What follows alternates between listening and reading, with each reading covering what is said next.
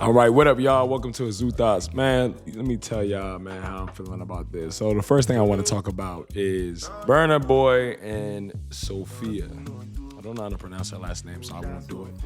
But let's check this out real quick. So the next time we hung out, I went home with him and all of that. We're already talking after, like, obviously, Brother and I were talking, talking, because Amma had sent him my number. One of the days she was trying to reach me and I wasn't picking up because I got my number from her, still trying to reach me himself. Yeah. That's how eventually I agreed to see him. After the club, we now went home and all of that.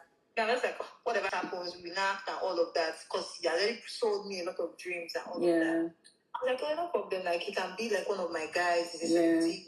Know how to code it out. We get some money from him. He should do his own things. I have my own relationship. All right, so let's actually stop it right there real quick. So she said we knacked and all of that after the club, and she ain't really look too much or too deep into it because, when you live in that type of lifestyle, you don't really give a damn about the consequences of your actions if we really keep it in the bean.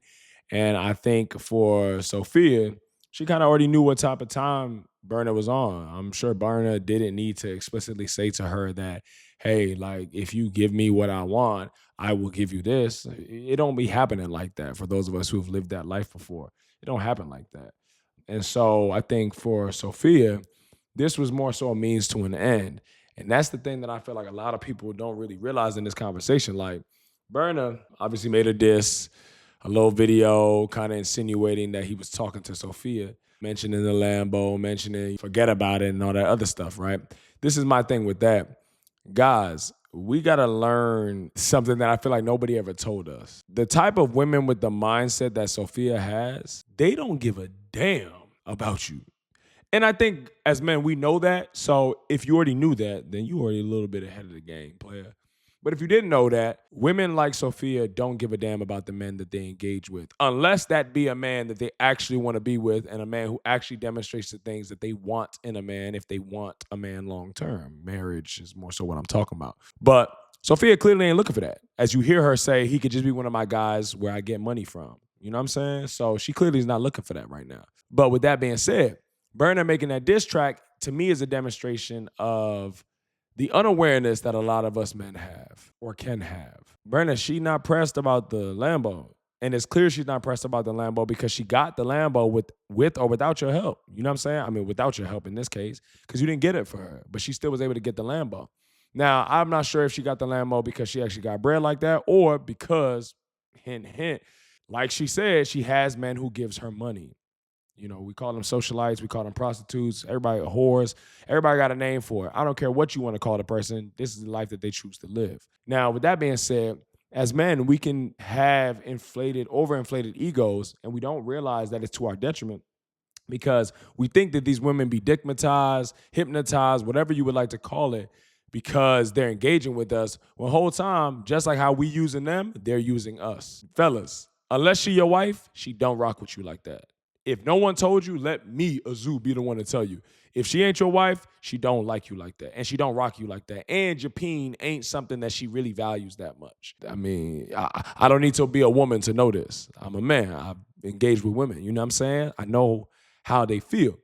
So Burna's, making this kind of song because at the end of the day, right, the culture, we have uplifted Burna. We've called him our African giant. We have designated him to be Afrobeats pioneer currently, you know what I'm saying? Prior, maybe it was Fella, but now we pretty much say Burna is that pioneer. He's that maverick, that trademark, you know what I mean? Or trendsetter, rather, I should say.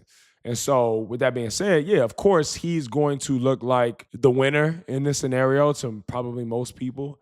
But to certain people and to the real ones, we know neither Burna or Sophia are really winners in this case.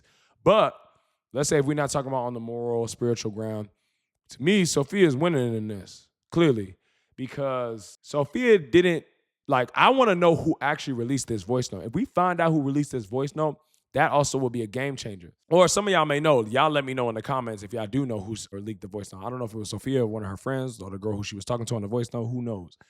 But anyways, getting back to that, to me, she actually really won. Why am I saying that she won? Because women who are like Sophia, I keep saying that, that's a trend in this topic, right? Women who are like Sophia, those women, as I said, are visionaries.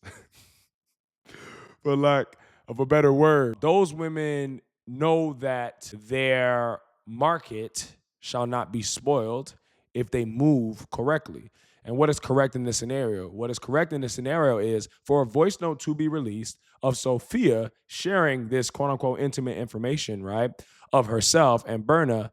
If that voice note was leaked by her or even maybe a friend of hers, it could be for the purpose and the use of her elevation. Why is that? Messing with a person with the status level and the celebrity status that Burna holds in our community, that increases her market.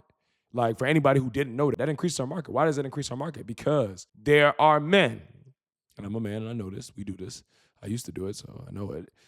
There are men when they see the caliber of man that a woman is to be able to engage with, whether it's just sexual, whether most of the time it's only sexual. But anyways, when men witness that, those men try to be the knight in shining armor for that woman. And when I say knight in shining armor, I want to be very clear on what I'm saying. Not knight in shining armor as far as a woman's dream, but knight in shining armor as far as a man's dream. What does that look like? I'll equate it to a man going to the strip club and seeing a girl in there that he, she beautiful enough and she got enough of a vibe that he wants to pull her out the strip club. He wants to change her life.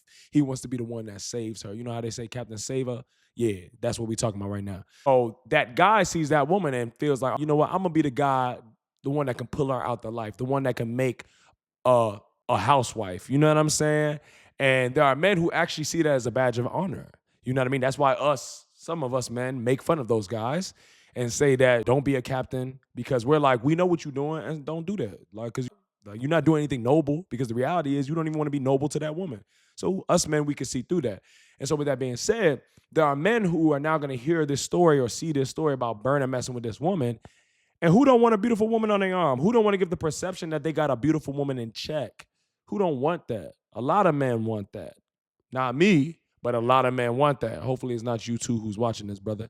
But anyways, I digress. So Sophia allowing this story to come out, it's now going to benefit her because now she's going to increase her market and the level of her market. Because it's like if the African giant messed with you, then why would I not want to mess with you? And if the African giant couldn't wife you up for whatever reason, maybe, and the African giant clearly didn't want to, I'm going to do it because that guy's going to try to make it seem like he's a better man than Burna or a better man than any other man who she messes with. And we also know in Nigerian culture, Nigerian men, y'all love to spoil y'all women and y'all love to boast about how y'all spoil y'all women. So some guy's going to see Sophia as a badge of honor to spoil her and give her the things in which Burna promised and never gave. So in a way, she's winning. And also, too, Sophia can now flex on women, other women, because it's a real thing that women do for other women. I always say this all the time. A lot of times, guys, we think that we're the apple of these women's eye. We're not, especially women like Sophia. We are not the women of the apple of those women's eyes. What we are simply a tool. We are a stool that they can step on to get to where they really want to get to.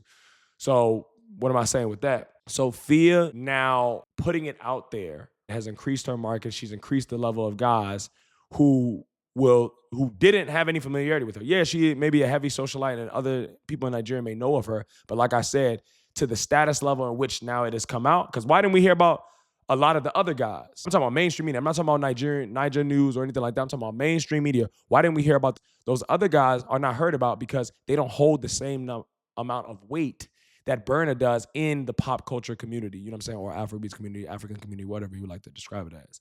So to me, in a nutshell, Sophia won, and she did this as a means to an end.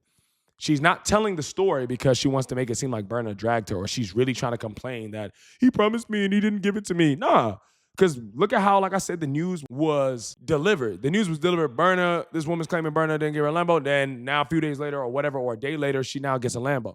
It's not about, Burna was never the end game for her. Burna was just a tool.